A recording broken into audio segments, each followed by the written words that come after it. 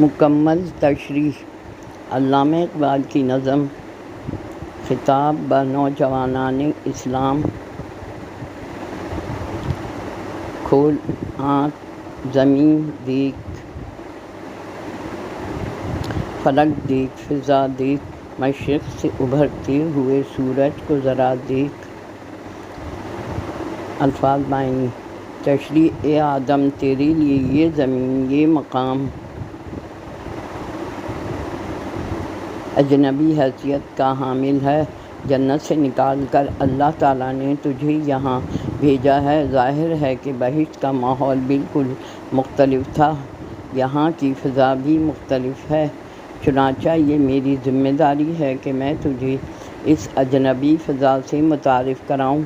لہٰذا اس کے لیے یہ امر ضروری ہے کہ اپنی آنکھیں کھول کر اس زمین، اس آسمان بلکہ ساری فضا کو بغور جائزہ لے۔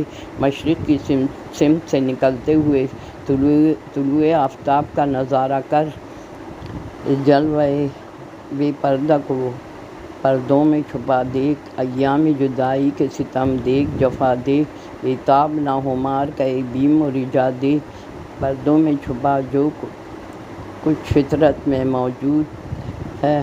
جفا معنی الفاظ تشریح اے نوجوان، تو نے فطرت کے جن جلووں کو بے پردہ دیکھا ہے، اب ان پردوں میں چھپے ہوئے رازوں کا مشاہدہ کر اور یہاں دنیا کے مصائب و آلام سے بھی آشنائی حاصل کر، اور سب سے اہم کہ کسی اضطراب اور بے چینی کے بغیر تھوڑے سکون سے امید اور ناامیدی کے منظرنامے کا جائزہ لے، اس لیے کہ یہ دنیا تو عملی جد و جہد کا دوسرا نام ہے اور نام ہے تیرے تصرف میں یہ بادل، یہ گھٹائیں، یہ گنبد افلاک، یہ خاموش فضائیں۔ تشریح پہچان لی کہ یہ جو بادل اور گھٹائیں ہیں، یہ جو آسمان اور اس کے نیچے خاموش فضائیں موجود ہیں، یہ پہاڑ، صحرا، سمندر اور ہوائیں، یہ سب اب تیرے تصرف اور زیر اہتمام اور انصرام استعمال میں ہیں۔ یہ کوہ، یہ صحرا، یہ سمندر، یہ ہوائیں تھی پیش نظر کل تو فرشتوں کی ادائیں، آئینہ ایام میں آج اپنی ادا دیکھ۔ تشریح ویسے یہ بات بھی دلچسپی سے خالی نہیں ہے کہ کل تو تیرا مسکن بہشت تھا، لیکن اب تو زمین پر جلوہ افروز ہو چکا ہے۔ جائزہ لے کے یہاں مسائل و مشکلات کا اندازہ ہو سکے، سمجھے گا زمانہ تیری آنکھوں کے اشارے، دیکھیں گے تجھے گردوں سے نظارے۔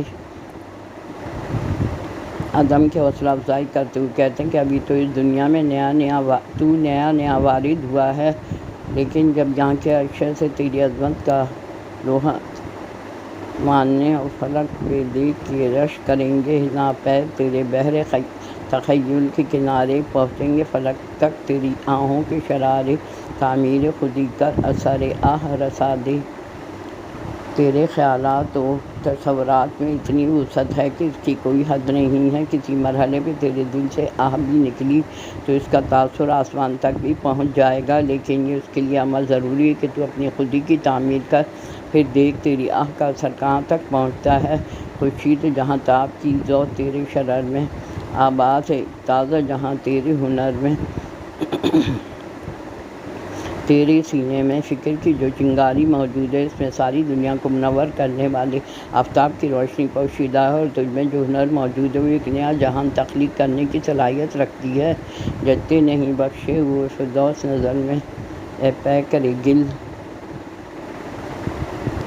اس لیے کہ تو اور تیری غیرت مانگی ہوئی جنت قبول کرنے پر یقین نہیں رکھتی،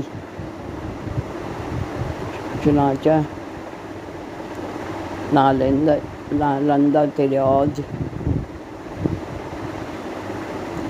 آغاز کائنات سے ہی تیری حیثیت مانی گئی ہے، اور اس لمحے سے محبت تیری روح میں رچی بسی ہوئی ہے۔ حقیقت یہ ہے کہ کائنات کے تمام چھپے ہوئے راز تیری ذہانت سے آشکار ہیں۔ تو پیر صنم آزارک، اور آخری بات یہ ہے کہ تو ابتدائی سے محنت و مشقت کا عادی ہے اور خون پسینہ ایک کرنے والا ہے، دوسروں کو تکلیف و مصیبت میں مبتلا نہیں کرتا۔ اس لیے قسمت بنانا تیری مرضی ہے، کیونکہ اس کے بغیر یہ دنیا بے معنی شے ہے۔